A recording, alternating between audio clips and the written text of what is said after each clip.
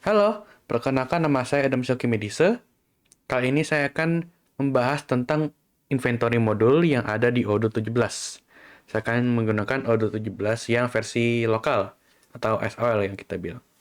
Nah, nanti saya akan ada scenario atau kasus di mana saya akan menggunakan costing methodnya standard price dan untuk inventory-nya inventory valuation manual. Ya, sebelumnya saya akan membahas sedikit tentang costing method. Jadi di Odoo sendiri ada 3 costing method. Standard price, average cost, dan first in dan first out. Nah, untuk yang standard price yang akan saya lakukan di video ini, jadi kita sudah menentukan harga cost untuk pembeliannya berapa dan penjualan berapa itu secara manual. Sekiranya nanti Anda saat pembelian atau penjualan ada yang berbeda, tetap value-nya tidak akan berubah. Jadi ini udah fix lah harganya, bisa dibilang. Kalau average itu dia diambil dari rata-rata cost dari semua persediaan. Jadi untuk costingnya, untuk value-nya sendiri nanti akan dinamis. Dan yang terakhir, first in first out, jadi dia akan melihat em, lebih dengan real time. Jadi misalkan Anda ada inventory A, barang A, pada sekian waktu yang dulu Anda sudah membeli dengan seharga Rp500.000 per piece. Lalu nanti setelah itu Anda pernah membeli lagi untuk beberapa hari, untuk beberapa waktu ke depan seharga Rp600.000 per piece. Nanti untuk cost-nya dia akan memakai yang Rp500.000 itu sampai barang-barang, sejumlah barang yang Anda beli tadi Rp500.000, misalkan Anda beli Rp500.000 itu beli 100 barang. Setelah 100 barang itu sudah terjual atau terpakai lah, atau terpakai udah nggak ada di warehouse, itu baru nanti cost-nya berubah. Nah, seperti itu. Jadi lebih real time. Tapi dia paling akurat, tapi juga cukup rentan dengan human error. Seperti itu. Nah, setelah saya sudah membahas tentang tipe-tipe costing method, saatnya kita mulai masuk ke modul inventory.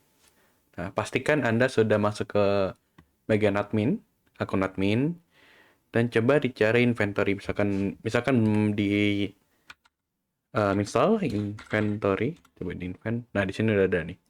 Kalau di sini nggak ada tombol activate, artinya sudah terinstall. Nah, saatnya masuk ke inventory.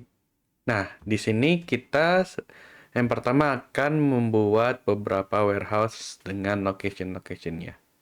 Jadi nanti inventory barang-barang akan masuk ke sana dan keluar juga seperti itu. Ya, ya. Nah, di sini caranya untuk membuat warehouse yang baru adalah dengan ke configuration. Lalu di sini ada warehouses.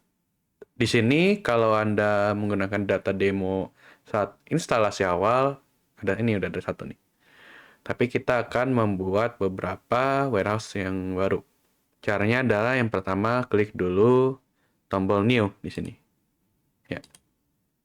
Nah, nanti di sini kita akan mengisi informasi-informasi warehouse-nya.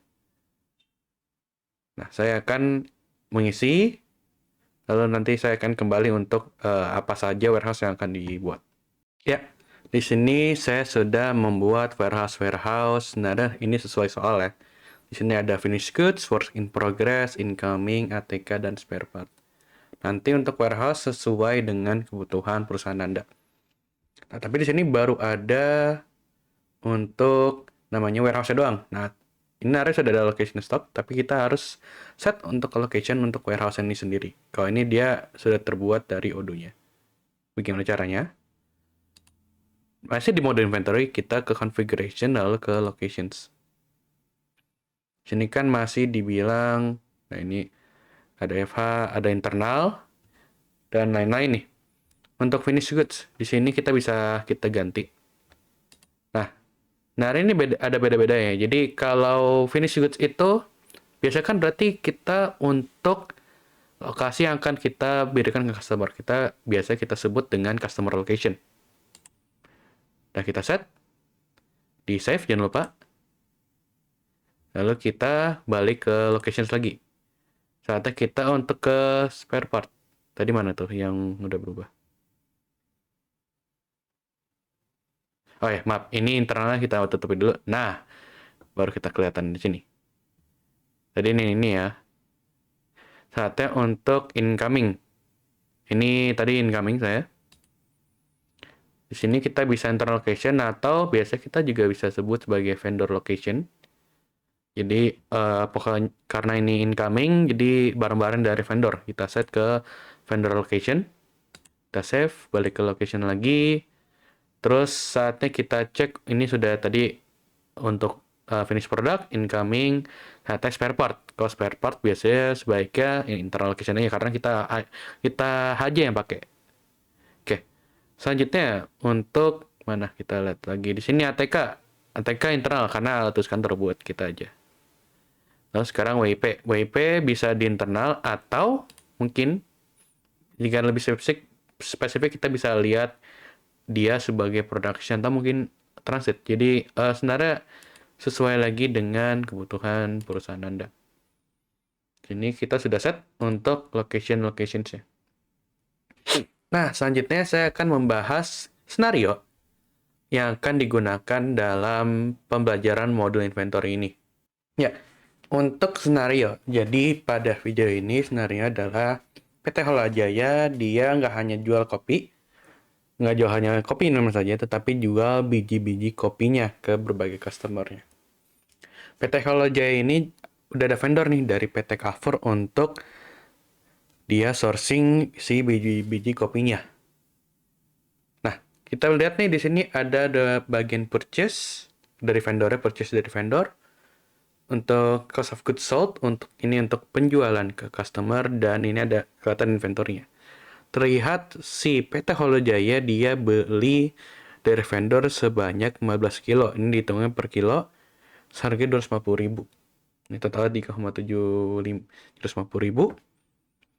Dan PT Holojaya menjual ini ke Yopi Ngopi sebanyak 3 kilo dan dia harga jualnya adalah 300.000 per kilo. Yang totalnya jadi penjualannya ada 900.000 per kilo. Nah, saatnya kita masukkan skenario ini dan kita simulasikan di Odoo. Ya, kita kembali ke Odoo-nya. Jadi sekarang yang pertama kita akan lakukan adalah set untuk si produk kategorinya. Jadi ini tadi kan kita ada produk baru, biji kopi. Kita sebaiknya set dulu untuk si kategorinya. Yang pertama, masih di mode inventory. Anda buka configuration dan ke produk kategoris. Nah, di sini udah ada banyak kalau misalkan menggunakan demo data, tapi kita akan menggunakan yang baru. Kita klik new, kita set untuk kategori, namanya bahan baku. Untuk barang kategori, sebenarnya apa aja bisa, tapi saya akan langsung ke all aja. Jadi, all lalu ke bahan baku. Nah, ini sebenarnya saya tidak begitu set mesti apa. Tapi kita perlu set untuk inventory valuation. Tadi yang saya sudah sebutkan, saya akan menggunakan standard price. Di sini ada 3 yang sudah saya sebutkan tadi. Standard price, first in, first out, dan average cost. Kalau sudah, jangan lupa di-save. Nah, saat kita ke produk kategori, seharusnya sudah ada. Nah, sekarang saatnya, ini sudah ada nih, untuk bahan baku, saatnya kita untuk membuat produk baru, tadi yang biji kopinya. Kita klik produk. Nah, saatnya kita klik new.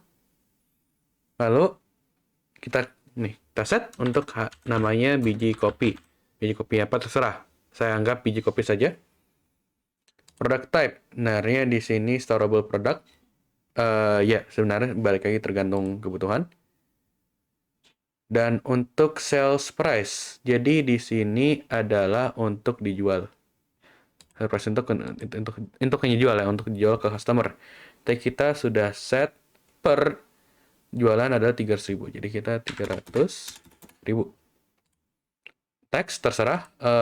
Saya akan abaikan pada kali ini.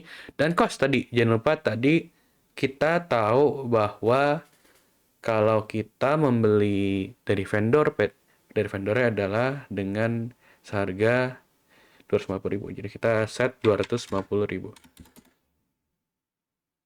Nah, internal reference ini sebenarnya biar gampang aja, kita bikin saja biji underscore copy ini untuk referensi yang akan lebih mudah. Seperti itu. Kalau sudah, di save. Ya, tambahan tadi jangan lupa untuk kategori di set tadi untuk bahan baku. Tadi saya sudah ganti untuk bahan baku di dalam consumable. Jadi nara sesuai kebutuhan saja. Jangan lupa di save.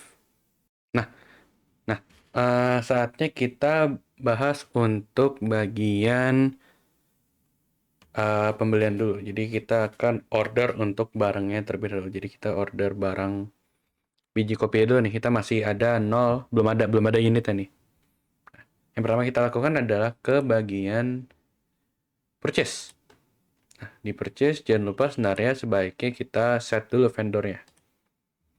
Kan belum ada kan? Nah, kita set new vendor. Jadi kita namakan tadi apa namanya? PT cover.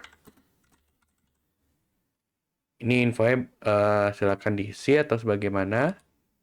Tapi kita sudah ada PT cover ini nara sebagai sebagai vendor baru kita ini. Jangan lupa di save. Nara informasinya sesuai dengan kebutuhan Anda. Nah, sekarang kita akan membuat bukan purchase order, request for quotation saat kita ingin membeli barang-barang tadi si biji kopinya. Nah, pertama kita akan klik new, kita akan membuat request for quotation baru. Pastikan ini tadi kita ada set untuk PT cover. Untuk sini ya kita anggap 100% delivery gitu ya. Maaf ini salah klik. Ya. Dan juga pastikan produknya apa. Di sini kita anggap biji kopi. Nah, kita beli sebanyak 15 kilo. Saya anggap tidak menghitung untuk teks. Dan jika sudah, klik by email. Tapi kita akan skip saja untuk bagian ini. Kita confirm order. Jadi udah dikonfirm ordernya. Lalu anggap kita sudah mendapatkan produknya. Di sini, saat invalidate, jangan lupa destination stock-nya sesuai dengan informasi. Jadi di sini misalkan di stok atau misalkan kita lihat di sini ada banyak misalkan. Nah, incoming let's say kita masukin ke incoming stock. Ini contoh ya, ini contoh. Kalau sudah semuanya sudah masuk atau mungkin di set ternyata ya yang baru datang 10 boleh. Lalu kita validate. Nah, di sini artinya kita sudah validate, sudah masuk untuk barangnya. Kita bisa cek ke ini. Nah, di sini udah ada nih, terbaru nih. Nah, saatnya kita mulai untuk kasus atau skenario di pembagian penjualannya. Di sini saya sudah berada di modus sales. Jadi kita akan melakukan sebuah quotation baru. Tapi sebelum itu, sebaiknya kita bikin customer baru. Kita set dulu customer-nya. Kita belum ada kan di sini. Contoh, tadi kita udah dilihat di skenario nama customer-nya ini. Individu atau company, anggap namanya Yopi Ngopi. Sesuai dengan tadi skenario-nya. Langsung kita save aja. Informasi-informasi bisa diisi nanti sesuai kebutuhan. Nah, saatnya kita balik ke sales dan kita akan membuat quotation baru terhadap customer kita. Ini tadi, customer kita sudah bikin namanya Yopi Ngopi.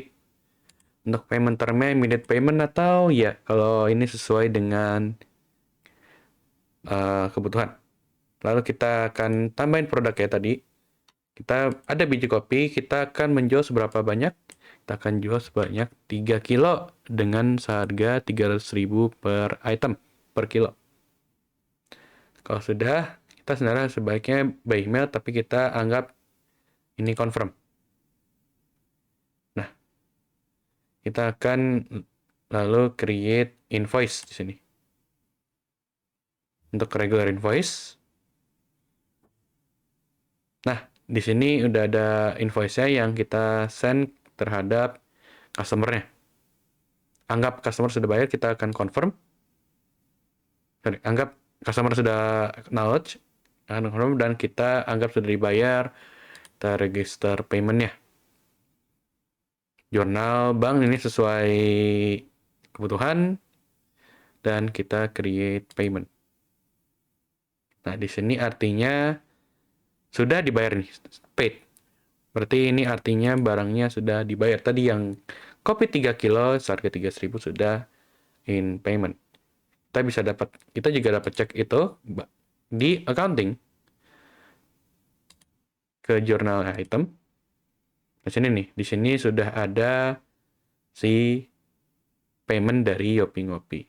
Ya, selanjutnya kita akan membahas bagaimana yang akan terjadi, apa yang akan terjadi jika kita set dalam bentuk first in first out.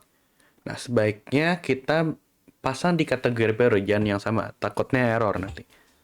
Kita bikin produk kategori baru, let's say di bawahnya all, let's say bawahnya consumable. Kita anggap namanya bahan baku, tapi kita tandain ini untuk first in first out. Jangan lupa di setnya di first in first out ya. Kalau sudah, jangan lupa di save, dan kita coba bikin produk baru. Kita ke products, kita bikin produk yang baru. Anggapin barang sama, tapi kita bentuk dalam Vivo. Biji kopi Vivo. Seperti ini, storable, consumable, coba di set consumable. Nah, untuk kategori jangan lupa ke bahan yang Vivo. Let's say kita sell price-nya kita anggap untuk di 300.000 masih yang sama, dan harga awalnya masih 250.000.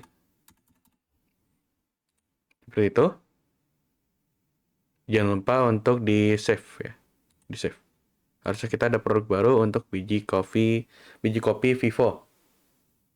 Nah, kita akan coba melakukan sales order lagi, mirip seperti yang tadi, tapi kita mencoba apa yang akan terjadi jika ada yang perubahan harga. Nah, kita coba sekarang ke purchase ya, ke purchase. Kita bikin quotation baru untuk ke PT cover lagi, tapi produknya kita coba biji kopi Vivo. Tadi saya lupa untuk internalnya, sebaiknya dipasang, jangan lupa. Tapi anggap ternyata harganya itu dijual kok lebih mahal nih, 280.000 untuk per kilo. Tapi kita hanya beli sedikit saja untuk di 2 kilo. Seperti itu. Jadinya si 280.000 per kilo. Anggap kita untuk confirm order, langsung cepat saja confirm order, dan kita receive produknya. Seperti itu. Kita validate. Nah, harusnya berarti sudah ada masuk ke inventory kita. Ya, dapat dilihat. Ini kita balik ke produk page-nya biji kopi Vivo. Terlihat bahwa setelah kita bayar tadi 280.000, di sini ternyata cost-nya berubah, nggak 250.000 lagi. Tapi sesuai dengan tadi kita bayar. Makanya kita namain ini tadi first in first out, memakai yang harga terlamanya. Sekian dari saya untuk inventory modulnya ini. Tadi kita bahas tentang penggunaan standard price dan juga tentang Vivo. Terima kasih atas perhatian Anda.